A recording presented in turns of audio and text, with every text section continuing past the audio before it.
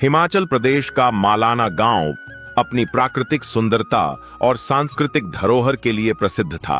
हरियाली, मंदिरों की घंटियां और भजन कीर्तन गांव की पहचान थे। गांव के मध्य स्थित पीपल का पेड़, जिसे कृष्ण वृक्ष कहा जाता था, आस्था और एकता का प्रतीक था। इसी वृक्ष के नीचे सुनीता नाम की एक विधवा महिला अक्सर बैठी रहती थी।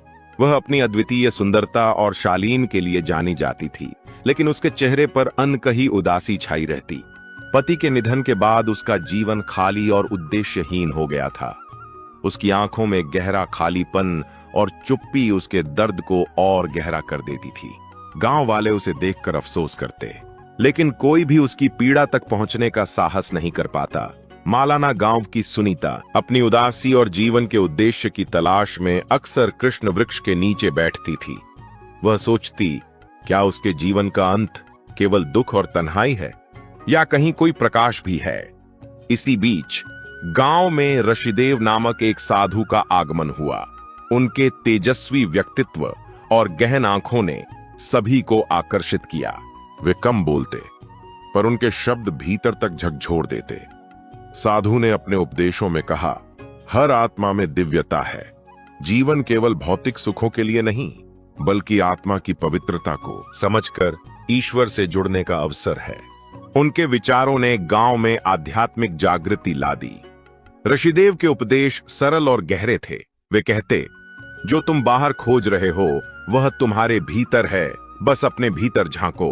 उनकी बातें इतनी सहज थीं कि ग्रामीण भी उन्हें समझने लगे। जल्द ही गांव के लोग उनके प्रवचनों से प्रेरित होकर बड़ी संख्या में मंदिर आने लगे। उनकी उपस्थिति ने लोगों को नई ऊर्जा दी। ऋषिदेव के चमत्कारी कार्य भी चर्चा का विषय बन गए। किसी को उनके स्पर्श से राहत मिलती, तो किसी का खोया आत्मविश्वास लौट आता। सुनीता, जो अपने खालीपन और सवालों से जूझ रही थी, वो भी उनके पास गई। साधु की शिक्षाओं ने उसके भीतर शांति और नई आशा का संचार किया। उनके शब्द उसके हृदय को गहराई तक छूते थे।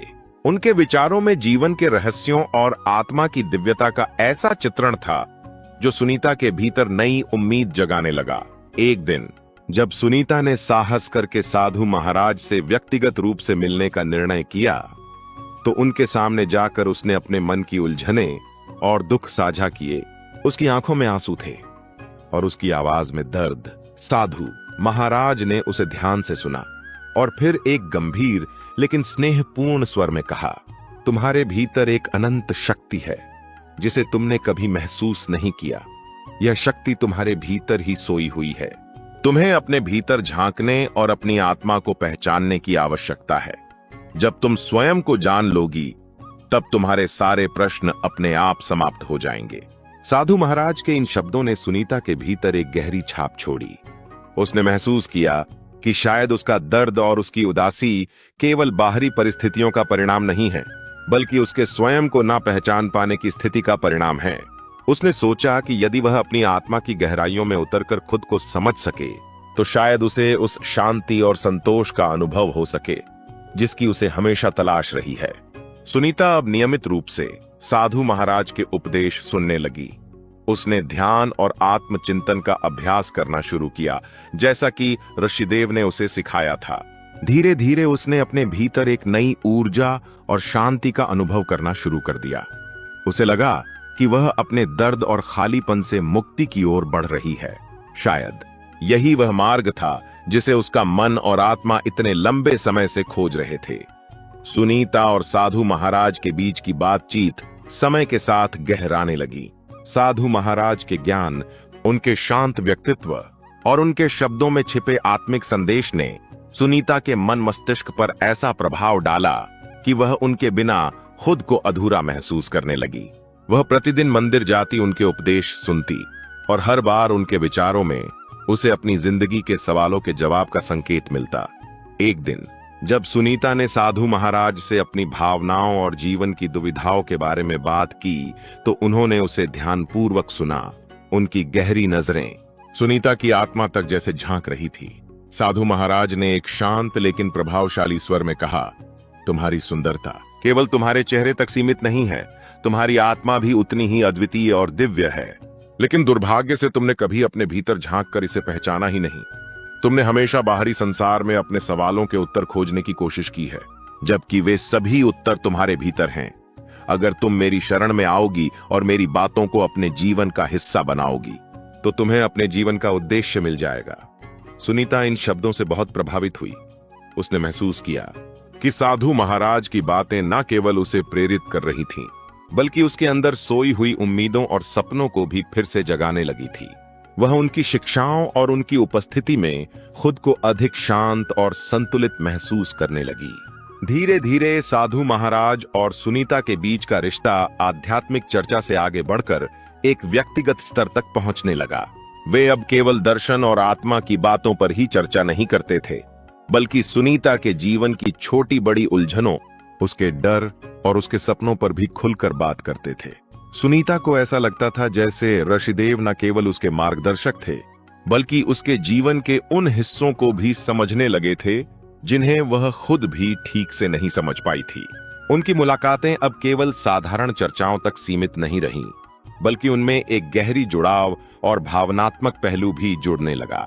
सुनीता के जीवन में साधु महाराज का स्थान अब एक गुरु से अधिक हो चुका था, और वह उनकी उपस्थिति में अपने अस्तित्व को सार्थक महसूस करने लगी थी। मालाना गांव में साधु महाराज और सुनीता के बीच बढ़ते संबंधों को लेकर चर्चाएं तेज होने लगीं। कुछ लोगों ने इसे साधु महाराज की दिव्यता और उनके उपदेशों की शक्ति का परिणाम माना, तो कुछ ने इसे संदेह और आलोचना की दृष्टि से देखना शुरू कर दिया। गांव में फुसफुसाना करने लगे और लोग अपने अपने ढंग से इस संबंध की व्याख्या करने लगे। एक दिन गांव के एक युवक ने साधु महाराज और सुनीता को मंदिर के एकांत कोने में गहरी बातचीत करते हुए देख लिया। वह इस दृश्य से हैरान था और उसने तुरंत यह बात गांव के अन्य लोगों को बता दी। युवक ने इस घटना को बढ़ा चढ़ाकर पेश किया, जिससे लोगों के बीच का यह चर्चा और तेजी से फैलने लगी। धीरे धीरे यह बात पूरे गांव में आग की तरह फैल गई। जहां कुछ लोग साधु महाराज और सुनीता के इस रिश्ते को पवित्र मान रहे थे, वहीं कई लोग इसे गलत दृष्टि से देखने लगे। इन चर्चाओं ने गांव के माहौल को अशांत कर दिया। इस स्थिति को देखते हुए गांव के बुजुर्गों ने मामले की गंभीरता को समझा और निर्णय लिया कि इसे सुलझाने के लिए पंचायत बुलाई जाए। पंचायत का उद्देश्य था कि दोनों पक्षों की बात सुनी जाए और इस बात का फैसला किया जाए कि जो कुछ भी हो रहा है वह सही है या नहीं। पंचायत के लिए गांव के सभी प्रमुख लोग इकट्ठा हुए। साधु महाराज और सुनीता दोनों को बुलाया गया ताकि वे अपने संबंध और बढ़ती चर्चाओं पर अपनी सफाई दे सकें। गांव के लोग बेचैनी और उत्सुकता से इस पंचायत का इंतजार कर रहे थे, क्योंकि यह मामला अब केवल साधु और सुनीता तक सीमित नहीं था, बल्कि गांव के सामूहिक विश्वास और परंपराओं से भी जुड़ चुका था। पंचायत के समक्ष जब सुनीता से सवाल किया गया, तो वह खुद को और अपने दिल की पीड़ा को छिपा ना सकी। उसका दिल भारी था और उसकी आंखों में आंसू थे। उसने कमजोर स्वर में स्वीकार किया कि वह साधु महाराज की बातों में फंस गई थी।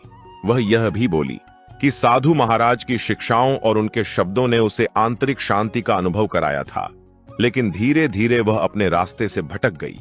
सुनीता ने कहा, मैंने सोचा था कि मैं आत्मा की गहराइयों में उतरकर अपने जीवन को समझ सकूंगी, लेकिन अब महसूस हो रहा है कि मैंने अपनी आस्था को गलत दिशा में लगाया।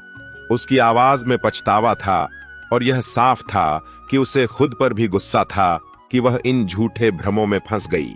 साधु महाराज ने उसे जवाब दिया, लेकिन उनका स्वर शांत और गंभीर था। उन्होंने अपने आप को निर्दोष बताते हुए कहा, मैंने केवल सुनीता को आध्यात्मिक ज्ञान देने की कोशिश की थी। मैंने उसे कभी गलत रास्ता दिखाने का प्रयास नहीं किया।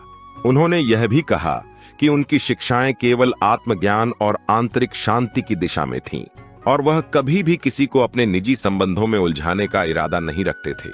लेकिन उनके शब्दों में भी कुछ ऐसा था जिससे गांव के लोग संतुष्ट नहीं हो सके। गांव में इस मामले को लेकर गहरी चिंता और मतभेद थे। कुछ लोग साधु महाराज को दोषी मानते थे, क्योंकि उनके द्वारा दी गई आध्यात्मिक शिक्षाओं का असर सुनीता पर गहरा पड़ा था और वह उनकी उपस्थिति में कुछ अधिक जुड़ी हुई लगने लगी थी। वे यह मानते थे कि साधु महाराज ने अपनी शक्तियों का गलत इस्तेमाल किया। वहीं कुछ लोग सुनीता को दोषी मानते थे, क्योंकि उन्होंने साधु महाराज की बातों को बिना समझे गहरे रूप से अपने जीवन में उतार लिया था। गांव के बुजुर्गों और अन्य पंचायत के सदस्य एक लंबे विचार विमर्श के बाद इस नतीजे पर पहुंचे कि इस मामले का सबसे अच्छा हल यही होगा कि साधु महाराज को गांव छोड़ने का आदेश दिया जाए। पंचायत ने कहा कि यह सही नहीं है कि गांव की शांतिपूर्ण और साधारण जिंदगी को इस प्रकार की असहमति और भ्रम से बाधित किया जाए। साधु महाराज को गांव छोड़ने का फैसला सुनाया गया। सुनीता भी इस फैसले से आहत थी, लेकिन पंचायत के निर्णय का सम्मान करना पड़ा। सुनीता ने अपनी गलती को स्वीकार किया, लेकिन उसके मन में यह सवाल भी उठता था कि क्या वह वास्तव में सही रास्ते पर थी और अब उसे अपने जीवन की दिशा में किस तरह से बदलाव लाना होगा। साधु महाराज के गांव छोड़ने के बाद सुनीता की आत्ममंथन की प्रक्रिया और गहरी हो गई। उसने खुद से वादा किया कि वह अपनी गलतियों से सीखने का प्रयास करेगी और अपने जीवन को सही दिशा में मोड़ेगी। उसकी आंखों में अब पहले जैसा खालीपन नहीं था, बल्कि एक नई समझ और आंतरिक शक्ति का आभास था। उसने महसूस किया कि वह अपने दुखों और उलझनों का सामना अकेले कर सकती है और उसकी खुशी और शांति किसी और के ऊपर निर्भर नहीं हो सकती। सुनीता ने खुद को आत्मनिर्भर और मजबूत बनाने का निर्णय लिया। उसने गांव की महिलाओं को शिक्षित करने और उन्हें आत्मनिर्भर बनाने का बीड़ा उठाया। वह जानती थी कि महिलाओं का सशक्तिकरण न केवल उनके व्यक्तिगत जीवन में बदलाव लाएगा, बल्कि पूरे समाज के लिए सकारात्मक परिवर्तन का कारण बनेगा। सुनीता ने महिला शिक्षा के महत्व को समझा और उसने महिलाओं को पढ़ाने का कार्य शुरू किया। धीरे धीरे गांव की महिलाएं उससे जुड़ने लगीं और सुनीता उन्हें आत्मविश्वास, ज्ञान और समझ के साथ जीवन की नई राह दिखाने लगी। वह समझ चुकी थी कि बाहरी आकर्षण और दूसरों की राय से परे असली ताकत अपने भीतर की शक्ति को पहचानने में है। पहले वह दूसरों की बातों और आस्थाओं के प्रभाव में आकर अपना रास्ता खो बैठी थी, लेकिन अब वह अपने अनुभवों से सीखी हुई वह शक्ति पहचान चुकी थी जो उसे अपने भीतर से मिली थी।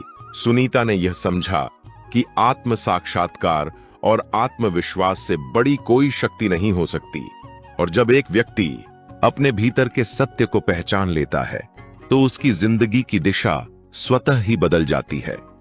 अब सुनीता के जीवन में उद्देश्य था और वह अपने अनुभवों को साझा करने के लिए तत्पर थी। उसकी यात्रा केवल अपने जीवन के सवालों के जवाब तक सीमित नहीं थी, बल्कि वह अब दूसरों के जीवन में भी बदलाव लाने का एक सशक्त माध्यम बन गई थी। मालाना गांव में साधु महाराज और सुनीता के बीच हुई घटना ने गांववासियों को गहरे प्रभाव में डाला। इस घटना ने उन्हें यह समझने का अवसर दिया कि अंधश्रद्धा और विश्वास के बीच एक महीन रेखा होती है, जिसे पहचानना और समझना अत्यंत आवश्यक है। गांव के लोग यह महसूस करने लगे कि कभी-कभी अपनी आस्था और विश्वास में संतुलन बनाए रखना मुश्किल हो सकता है, और यह जरूरी है कि किसी भी विश्वास या व्यक्ति को बिना सही समझ और विचार के स्वीकार न किया जाए। इस घटना ने उन्हें यह भी सिखाया कि किसी भी धार्मिक या आध्यात्मिक मार्गदर्शक को बिना सही दृष्टिकोण के स्वीकार करना, उनके शब्दों के प्रभाव में आकर खुद को खो देना, कभी कभी गलत दिशा में ले जा सकता है।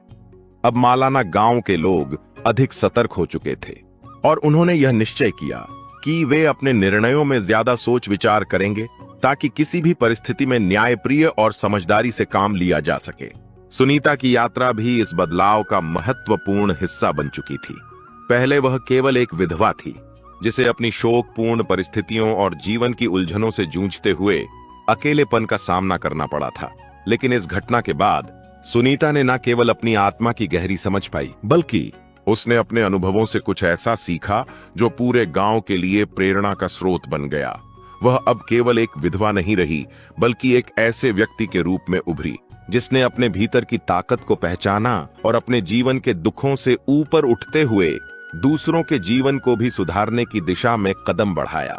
वह अब गांव की महिलाओं के लिए एक आदर्श बन चुकी थी। सुमित्रा ने अपनी परेशानियों और संघर्षों को अपनी शक्ति में बदल लिया था और उसकी कहानी अब गांव के हर कोने में प्रेरणा का एक उदाहरण बन चुकी थी। गांव वाले उसे आदर और सम्मान से देखते थे क्योंकि उसने दिखा दिया था कि आत्मविश्वास, मेहनत और सही दिशा में कदम बढ़ाने से किसी भी कठिनाई को पार किया जा सकता है।